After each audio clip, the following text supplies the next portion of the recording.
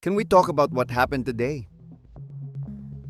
Weather update, nakakalungkot na balita mula sa NDRRMC. 22 katao ang nasawi at 17 ang nasugatan dahil sa epekto ng bagyong Luis, Maymay at Habagat.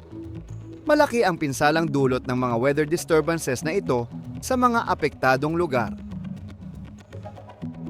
Energy update. Sinabi ni President Marcos na may progreso sa usapan ng Pilipinas at China tungkol sa energy exploration sa South China Sea. Kahit may tensyon pa rin sa teritoryo, tuloy daw ang discussions para matugunan ang pangangailangan ng bansa sa langis at gas. Mahalaga ito lalo na ngayong tumataas ang presyo ng fuel at inflation. Balita sa budget process. May mga tanong tungkol sa pag-involve ng ilang mambabatas bago pa man isinumite ang budget sa Kongreso.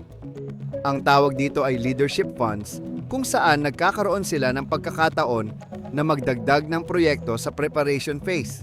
Importante ito kasi maaaring makaapekto sa transparency at accountability ng budget process. Balita mula sa defense sector. Binatikos ni Defense Secretary Gilberto Teodoro Jr. ang China dahil sa kanilang mga pahayag tungkol sa pag-aresto ng mga Chinese nationals sa Pilipinas. Tinawag niyang disinformation at blackmail ang mga aksyon ng China na tila may epekto sa relasyon ng dalawang bansa. Balita mula sa Truth Commission hearings ngayong gabi.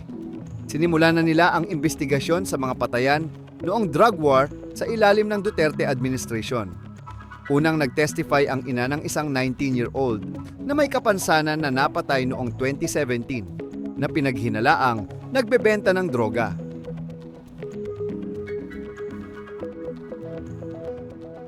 Okay, pwede ka nang magpanggap na updated buong araw?